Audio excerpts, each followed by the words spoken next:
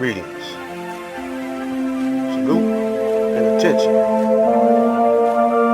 to whom it may concern. Detroit, be on the lookout. Detroit, your city may be under siege,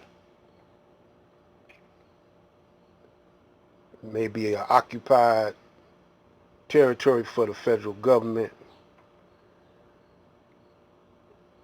I don't think that Police Chief Craig really understands what's happening, and if he did, he'd probably have to go along with it anyway. I think this is a call of Mayor Duggan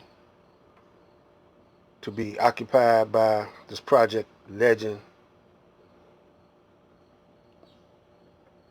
claiming that the federal government, the federal agencies are here because there's so many guns on the street.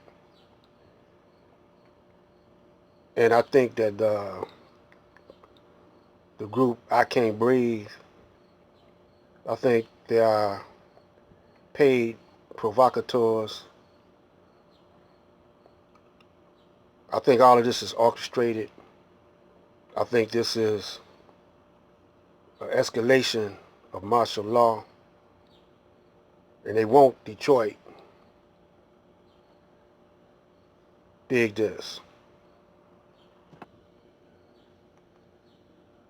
42 protesters taken into custody overnight as they blocked off Woodward between John R. and Grand River. The group Detroit Will Breathe says they gathered to speak out against federal agents sent to Detroit by President Trump. Our cameras were rolling as it all unfolded downtown. Larry Spruill is live to take us through what happened. Larry? Well, Steve and Sandra, Detroit Will Breathe was supposed to gather here at police headquarters tonight at 6 o'clock, but we were recently told that event has been pushed back till tomorrow at 6. But let's take a look at how we got here. It all started with about 100 people blocking Woodward Avenue between John R. Street and Grand River in a protest against Operation Legend. The group Detroit Will Breathe has made their concerns loud and clear against the initiative and federal agents coming to Detroit and cities across the nation. The agents were sent by President Donald Trump's administration to assist with increasing gun violence.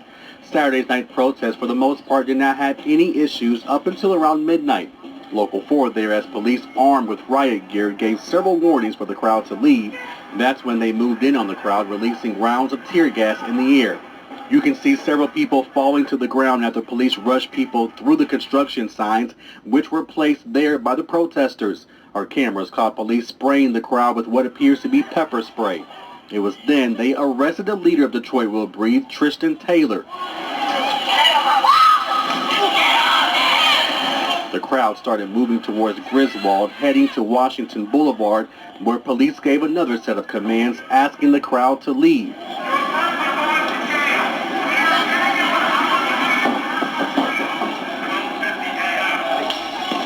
About 5 to 10 minutes later, they released another round of pink tear gas.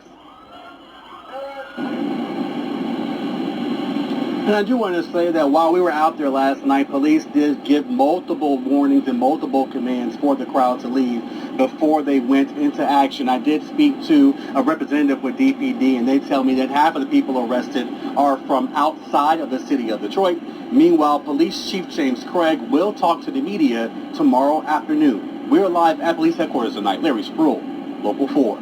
All right. Thank you, Larry. As we study the protocols of Zion, we see that they're in full effect, happening right before your very eyes.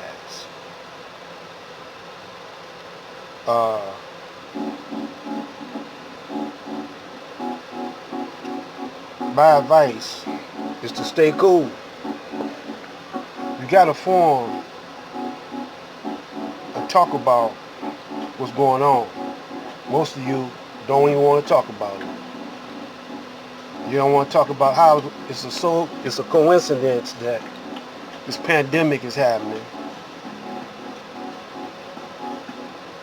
while these protests and riots are escalating throughout certain cities. At one time they had online the King Alpha plan, Rex 84. Now I got that tape, I gotta search for it.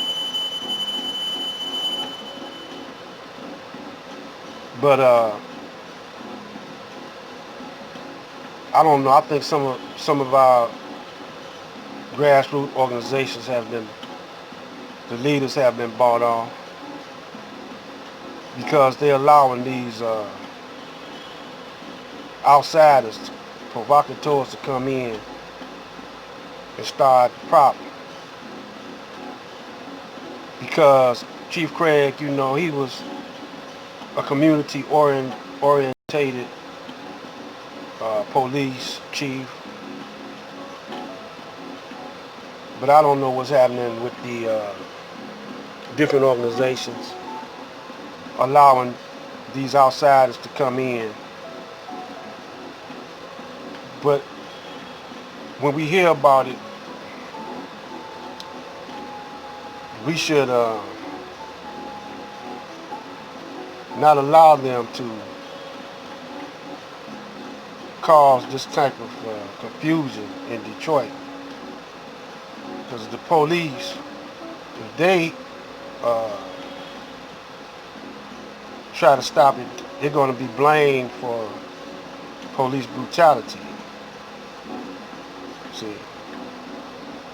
See, they're trying to dismantle Detroit because Detroit is majority black city. And I think it's mostly Democratic. But brothers and sisters, there is no such thing as Democrat and Republican. This is a takeover by foreign entities. We're talking about the Zionists. And I didn't know it was a whole lot of, when we study the protocols of Zion, we see that in Russia, there was a whole lot of so-called Jews there.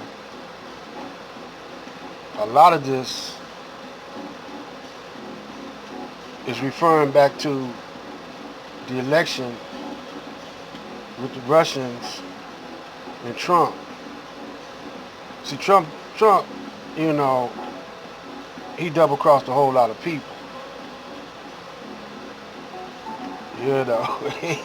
He double-crossed a whole lot of people, a whole lot of his constituents. And it's a war between Texas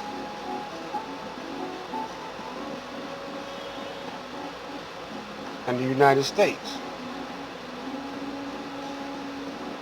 which is not really the United States no more. We're going to get deep into it, but as you study on my videos, I gave you an outline. I can't give you the whole thing, but gradually I'm going to give it to you. You're going to see how it's unfolding right before your very eyes. The King Alpha plan, Rex 84. It's not on, I can't get it online no more in its pure form.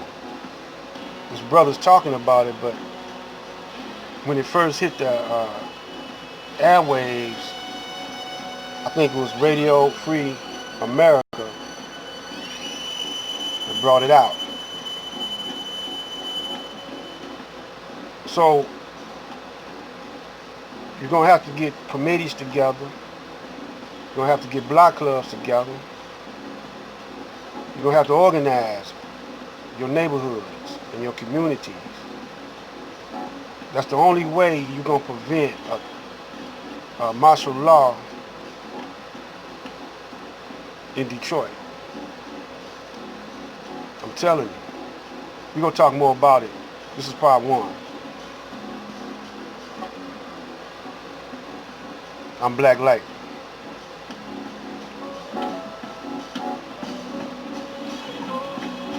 Man, always in the summertime. Always a hot summer, man. If you think about it. 1967, in July, hot day, so-called rise jumped off. It was rebellion for real. I'm trying to start it all over again, man. But this time,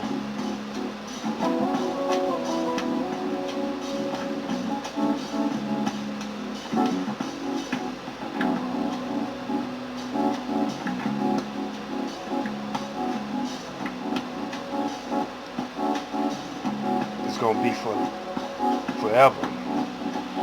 Sugar is sugar, salt is salt. If your eyes ain't open, you better open them up. Black Light.